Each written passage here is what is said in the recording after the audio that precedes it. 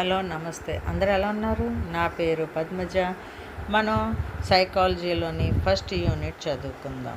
అందులోనే కొన్ని టాపిక్స్ ఈరోజు ఏంటంటే మనోవిజ్ఞానికి అర్థమే క్రమశः పరివర్తన. ఓకే, మనోవిజ్ఞాన్ సైకాలజీలోని చేంజెస్, ఎలాంటి చేంజెస్ వచ్చిందో దాని గురించి అనమాట. ఓకే, ఇదేంటంటే ఈ మనోవిజ్ఞాన్ సైకాలజీని ఫిలాసఫీ నుంచి డివైడ్ చేసేసి సెపరేట్ చేసేసారు. సో దాంట్లోని సెపరేట్ చేసిన తర్వాత ఫస్ట్ దీనికి ఏమంటున్నారు? ఆత్మక విజ్ఞానం అని చెప్తున్నారు అనమాట. అంటే సైన్స్ ఆఫ్ సోల్ అని. ఓకే, సో ఇందులోని గెరిట్ ఏమన్నారంటే సైకాలజీ అనే వర్డ్ యునానీ భాష నుంచి 2 వర్డ్స్తో తయారైంది. ఏమని? సైకి అని, దాని మీనింగ్ ఆత్మ. లోగోస్ అని, దాని మీనింగ్ అధ్యయన్ అంటే స్టడీ అని. ఓకే, ఇలాగా సో సైకాలజీ అంటే మనోవిజ్ఞాన్ మీనింగ్ స్టడీ ఆఫ్ సౌల్ అని వీళ్ళు అనుకున్నారు. ఒక డివైడ్ అయిపోయింది కదా ఫిలాసఫీ నుంచి. సో ఆత్మక అధ్యాయాన్ని అనుకున్నారు. ఆత్మక జ్ఞాన్ ప్రాప్తి కన్నా అంటే ఆత్మ నుంచి జ్ఞానం ప్రాప్తించడం అన్నమాట వీళ్ళ ఉద్దేశం.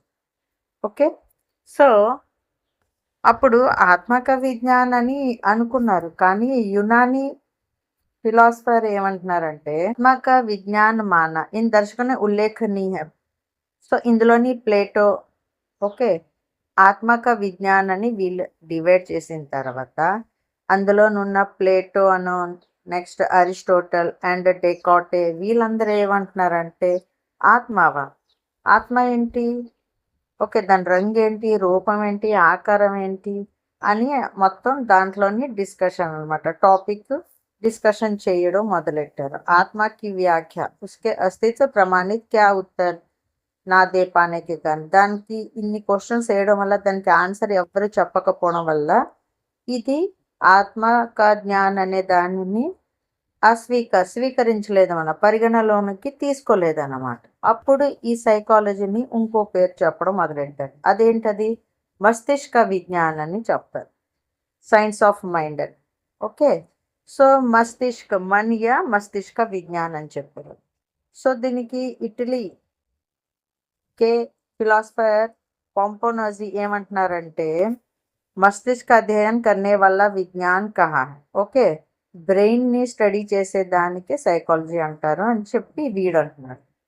ओके, सो इसका मुख्य कारण था कि आत्मा के मानसिक और आध्यात्मिक पहलू अध्ययन के पृथक विषय हो गए. కానీ ఇందులోని మానసిక మనసు నుంచి సంబంధించి ఆధ్యాత్మిక టాపిక్స్ ఉన్నాయి కాబట్టి సో ఈ ఫిలాసఫీని కూడా ప్రకృతి और स्वरूप को निश्चित नहीं कर सका. దీన్ని కూడా వాళ్ళు ఒక పర్ఫెక్ట్ సొల్యూషన్ ఇవ్వలేకపోయారు. సో ఇది కూడా తీసుకోలేదు, పరిగణలోకి తీసుకోలేదు.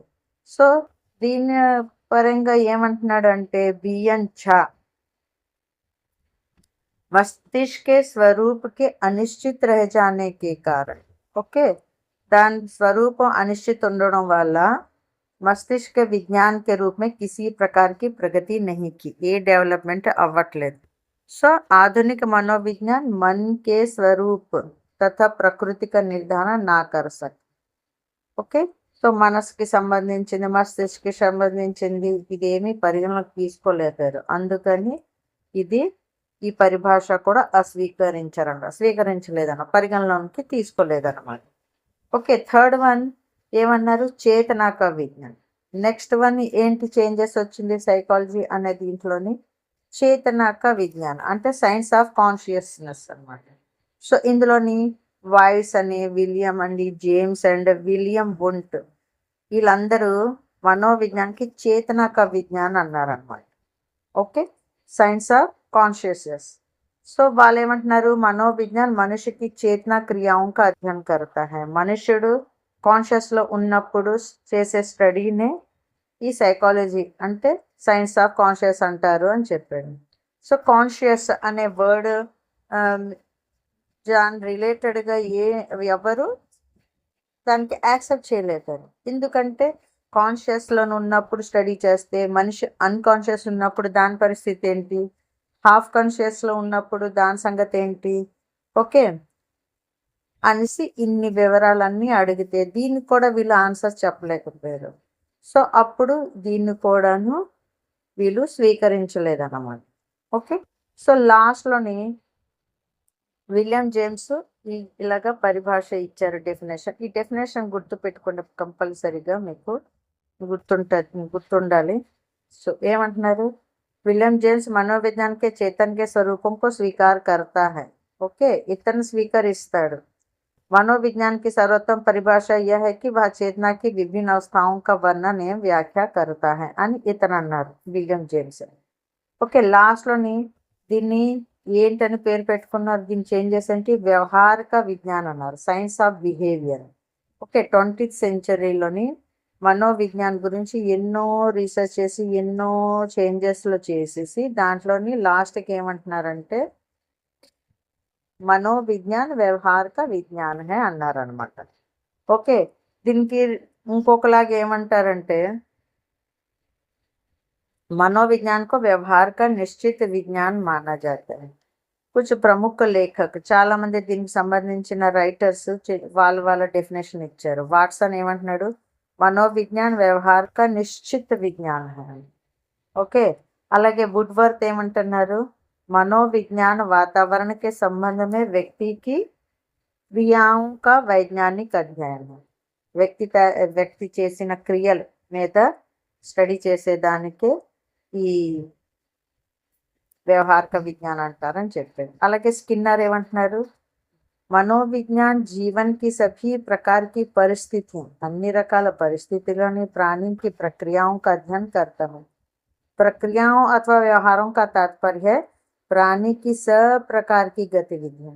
ఓకే. ప్రాణి చేసిన ప్రతి ఒక్క గతివిధాలు ఓకే క్రియలు అభిక్రియల్ని ఈ వ్యవహారిక విజ్ఞానం అంటారని చెప్పారు. మొత్తానికి ఇవన్నీ డిస్కషన్కి లాస్ట్లోని ఏంటి నిర్ణయం తీసుకున్నారు అంటే मनोविज्ञान ने अपनी आत्मा का त्याग किया. ఆత్మ का జ్ఞాన్ అంటే అది స్వీకరించలేదు. తర్వాత మన్ యా మస్తిష్క త్యాగన. మన్ యా మస్తిష్క విజ్ఞానం అంటే అది తీసుకోలేదు. ఎందుకంటే దానికి సరైన సొల్యూషన్ రాలేదు. వీళ్ళు అడిగిన క్వశ్చన్కి అది సమాధానం చెప్పలేదు.